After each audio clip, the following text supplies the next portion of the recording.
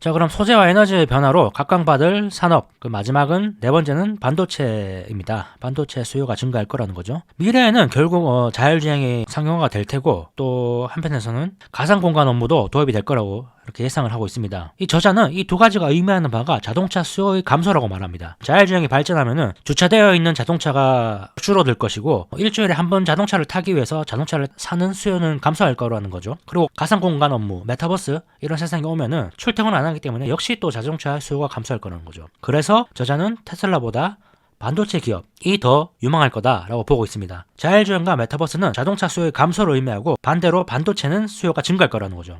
그래서 반도체 회사로는 엔비디아, AMD, ST마이크로 일렉트로닉스, ST마이크로는 전력 반도체를 하는 회사죠. 르네사스, 그리고 또 반도체 설계 디자인을 공급하는 ARM, MIPS, 인텔 이런 회사들이 있습니다. 대표적으로. 자, 미래에 일어날 변화 두 번째입니다. 늘어나는 빚과 부의 불균형. 빚은 점점 늘어날 거고, 총 부채는 계속 늘어날 거고, 그로 인해서 부의 양극화, 부의 불균형은 더 심해질 거라는 말인데요. 결국 이로 인해서 구조적인 저성장에 빠질 수밖에 없다고 저자는 말하고 있습니다. 이런 구조적 저성장을 해결하기 위해서는 생산성 향상을 할 수밖에 없는데, 그러면 결국 인공지능과 로보틱스라는 겁니다. 근데 인공지능의 수혜는 결과적으로는 빅테크가 볼 수밖에 없겠죠. 이런 인공지능을 만들 수 있는 회사는 지금으로서는 빅테크가 유일하니까요. 그럼 결국 인공지능과 로보틱스가 오는 세상을 예상을 한다면은 빅테크에 투자를 해야겠죠. 그리고 또 빅테크가 유리한 게 있습니다. 탄소세라고 하는 환경 부담금을 모든 기업에 부과를 하게 될 텐데, 결국 이런 환경 부담금을 내면서도 제품을 생산하고 서비스를 할 수 있는 기업은 역시 또 빅테크라는 거죠. 돈이 많으니까. 결국은 이 저자가 말하는 거는 빅테크인데요. 이 빅테크가 바라보는 게 바로 뭐냐는 거죠. 맞춤형 솔루션입니다. 이 빅테크의 생태계 안에서 모든 거를 처음부터 끝까지 다 해결할 수 있는 이런 솔루션을 빅테크는 모두 제공하고 싶어 합니다. 애플, 아마존, 마이크로소프트, 구글 다 그렇겠죠. 예를 들면 이런 거겠죠. 애플 워치를 차고 있는 고객한테 애플이 알려주는 겁니다. 당신의 신체 데이터를 파악을 해보니까 이런 병이 걸릴 수 있을 것으로 예상이 됩니다. 생활 습관을 바꿔서 예방을 하거나 아니면은 이런 약을 먹으세요. 이런 식으로 처음부터 끝까지 개개인 맞춤형 솔루션을 할 수 있다는 거죠. 또 마이크로소프트는 워크스테이션의 강자니까 이런 일을 하고 싶지 않나요? 이런 일을 하고 싶으면은 우리 기업에 이런 솔루션을 사용해서 이런 데이터를 만들고 이런 플랫폼을 올려보세요. 한번 이런 영상을 만들어서 이런 플랫폼을 올려보세요. 구글도 할 수 있겠죠. 그런 거를 할 수 있는 회사가 빅테크라는 겁니다. 빅테크는 결국엔 그걸 하고 싶어 할 것이고, 그렇게 되면은 빅테크별 그 빅테크를 중심으로 하는 생태계가 형성될 거라고 저자가 말하고 있습니다. 그렇게 되면 이제 결국에는 또 가상화폐, 애플 생태계에서만 작동하는 가상화폐가 등장할 거고, 마이크로소프트에서만 동작을 하는 가상화폐가 등장할 거라고 그렇게 예상을 하고 있습니다. 이 부분은 저도 이런 생각을 종종 했었는데요. 결국엔 우리가 생활하는 공간이 이런 빅테크가 만들어낸 생태계 안에서 이루어지지 않을까라고 생각을 해보는 거죠. 그러면 이제 마이크로소프트, 애플, 구글에 이제 저희가 결제하는 거를 그 빅테크 입장에서는 자기들의 화폐로 코인 같은 걸로 하고 싶어 할 테고, 마이크로소프트 코인, 애플 코인 이런 게 나올 거라는 거죠. 그리고 또 메타버스도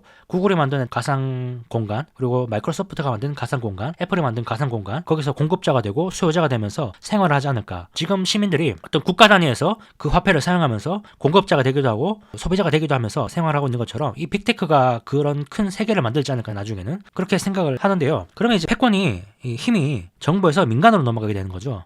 지금 어떤 사람들은 미국은 자꾸 불안을 증폭시키고 돈을 풀면서 신뢰를 잃으면서 패권이 중국으로 넘어가는 게 아닌가, 이렇게 말을 하는 사람들도 있지만, 저자는 그렇게 보지 않고 정부의 힘은 약해지고 생산성 향상과 어떤 기술 혁신을 주도하는 빅테크, 소비자들이 이탈하기 어려운 그런 맞춤형 솔루션을 제공하는 그런 빅테크로 패권이 이동하는 것으로 보고 있습니다. 정부에서 민간으로 패권이 이동하는 거죠. 미래를 배경으로 하는 드라마라든지 소설 같은 거 보면은 국가보다 기업이 권력이 더 센 경우가 많죠. 이제 그런 세상이 올 거라고 예상을 하고 있습니다. 만약 그런 미래의 세상에 동의를 하신다면, 공감이 되신다면 애플, 마이크로소프트, 아마존, 구글 이런 회사들에 분산 투자를 해놓고 기다리기만 하면 됩니다. 시간이 얼마나 걸릴지는 모르겠지만요. 이 저자가 대표적으로 4개를 꼽는데 애플, 마이크로소프트, 아마존, 구글입니다. 그 중에서는 이제 애플이라는 거죠. 애플은 몸에 붙이는 디바이스, 애플 워치죠. 애플 워치를 가지고 있기 때문에, 그리고 또 애플 페이, 이런 페이먼트 시스템도 가지고 있기 때문에 나중에 정말 애플 코인이 나올 수도 있다는 겁니다. 정부에서 민간으로 패권이 이동했을 때 모든 솔루션을 제공할 수 있는 게 바로 애플입니다. 자, 그 다음에 이런 빅테크들이 인공지능을 만드는데 필요한 게 또 반도체죠. 반도체를 잘하는 기업으로는 이제 GPU가 필요한데, 엔비디아, 현재까지는 엔비디아가 거의 압도적이고요. 그 다음에 이제 AMD가 따라가고 있고, 그리고 엔비디아와 AMD의 GPU에 필요한 HBM을 납품하는 하이닉스도 책에 나옵니다. 또 이 반도체를 정밀 강화하는데 이 레이저 기술이 필요한데요. 한국의 이오테크닉스라는 회사가 있죠. 레이저 기술을 가지고 있는 회사죠. 그리고 또 이 레이저 기술의 원천 기술을 가지고 있는 거는 코히런트라는 회사입니다. 그리고 또 RTX라는 국방용 무기, 레이저 무기를 만드는 회사도 있습니다. RTX는 미국에 상장이 되어 있더라고요. 그리고 이 엔비디아 GPU가 지금 모든 시장을 장악하고 있는데, 이게 저자가 말하기로는 양자 컴퓨터의 맛배기, 양자 컴퓨터가 할 수 있는 거를 아주 조금 보여주는 그런 정도라고 합니다. 흉내 낸다고 표현을 하는데요. 이 양자 컴퓨터가 언제 될지는 모르지만 그런 양자 컴퓨터 세상이 오면은 이런 인공지능의 발전이 더 빨라질 거라는 거죠. 지금 엔비디아 GPU보다 훨씬 더 성능이 좋을 테니까요. 양자 컴퓨터가 등장하면 뭐 게임 체인저가 되겠죠. 이제 양자 컴퓨터를 개발하는 연구하는 회사가 D-Wave 시스템즈, IBM. 이 양자 컴퓨터가 이 상용화 되기 힘든 게 만드는 것도 만드는 거지만 엄청난 저온을 유지해줘야 된다고 합니다. 저온을 유지해줘야 하는데 초전도체도 저온 상태에서 초전도 형상을 보이는 거죠. 그런 현상을 보이는 게 초전도체죠. 그래서 양자 컴퓨터의 초전도체 기술도 연관이 되어 있는데요. 초전도체를 개발하는 기업은 커먼웰스 퓨전 시스템입니다. 또 그리고 리플에 대해서도 책에 조금 나오는데요.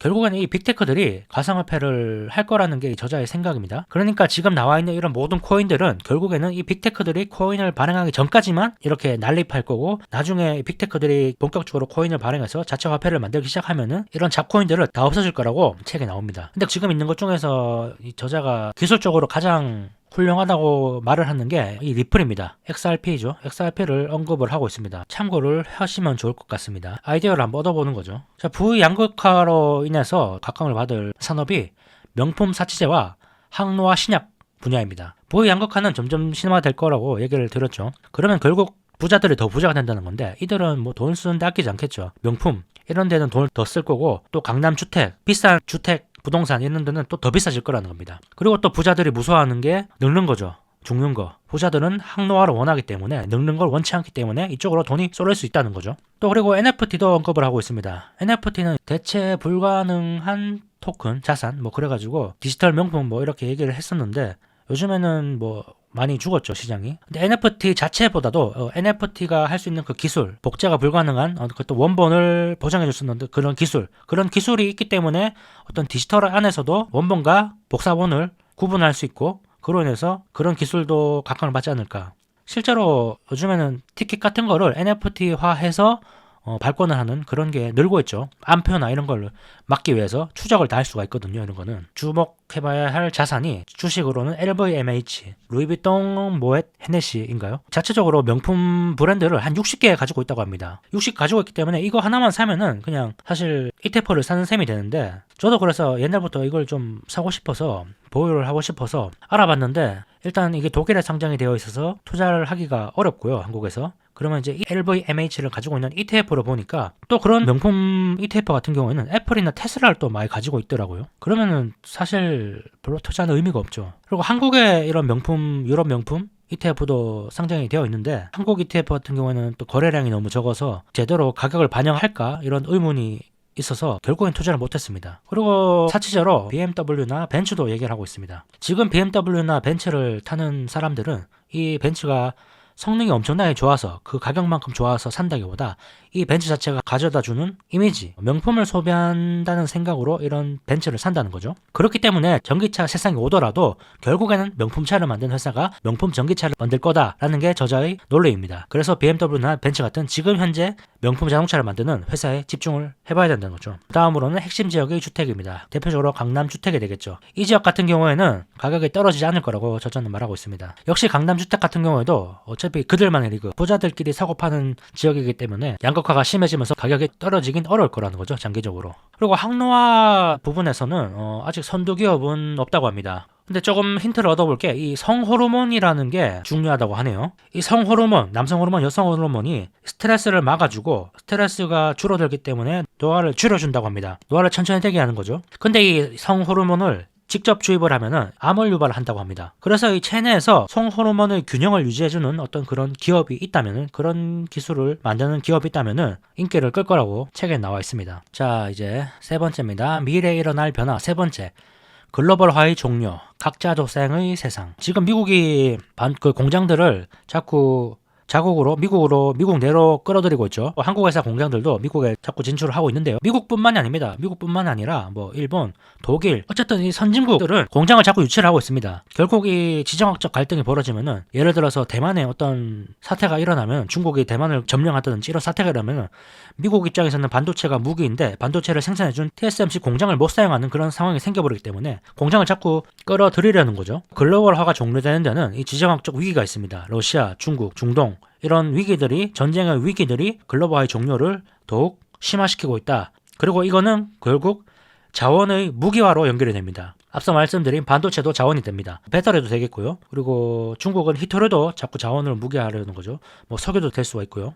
결국 자원이 중요해진다는 거죠. 배터리의 원자재 이런 것도 다 자원이죠. 니켈, 코발트, 망간, 리튬 이런 것들이 더 점점 중요해질 텐데, 한편에서는 같이 중요해지는 게 즉 자원들을 재활용하는 것도 중요해집니다. 자동차를 이제 폐차시킬 때 다 사용한 배터리의 소재들을 재활용할 수 있는 기술을 가진 기업, 이런 기업들도 앞으로 유망할 거라는 거죠. 결국 이제는 선진국들도 제조업을 할 수밖에 없습니다. 그러면 한국의 수출은 점점 감소하지 않을까라고 저자는 생각하고 있습니다. 한국이 구조적으로 조금 위기에 빠질 수 있다라는 거죠. 자, 그리고 이 선진국이 제조업을 할 수밖에 없는 이유가 또 다른 것도 있는데요. 결국에 이 제조업으로 만들어내는 어떤 이런 제품들이 데이터를 생산한다는 거죠. 앞으로 모든 기기가 스마트해진다고 얘기를 하죠. 냉장고도 스마트해지고 세탁기도 스마트해지고 이제는 모든 게 전부 다 디바이스가 되는데, 그런 디바이스에서 나오는 데이터를 수집하는 국가가 인공지능을 더 많이 발전시킬 수 있겠죠. 그래서 데이터가 중요하고 제조업을 직접 하는 게 중요하다는 겁니다. 예를 들어서 최근에 이런 예가 나온대요. 어떤 센서가 들어있는 타이어를 생산하는 공장이 있다고 해보면은, 그 타이어는 여러 가지 많은 주행 데이터를 축적을 할 수 있겠죠. 도로 주행 데이터를. 그리고 그 데이터를 가져야지 뭐 자율주행이라든지 데이터를 학습하는 데 있어서 더 유리하겠죠. 그런 걸 하려면은 직접 제조업을 할 수밖에 없다는 거죠. 자, 그래서 이제 선진국은 제조업을 해야 되는데, 근데 이제 문제가 인건비죠. 인건비 때문에 이제 효율이 떨어지니까 할 수가 없는 거죠. 그래서 이 인건비의 단점을 보완하기 위해서 가상공간 근무가 증가할 거고, 재택 근무가 증가하기 위해서는 로봇 기술과 위성 인터넷 기술이 필요할 겁니다. 집에서 공장에 있는 로봇에 명령을 내리고 그 로봇가 대신 수행을 하는 거죠. 그러기 위해서는 빠른 통신이 필요할 거고, 로봇 기술이 섬세해져야겠죠. 그리고 또 가상공간 업무가 대중화되면은 사이버 보안도 중요해질 겁니다. 자, 관련 기업을 보면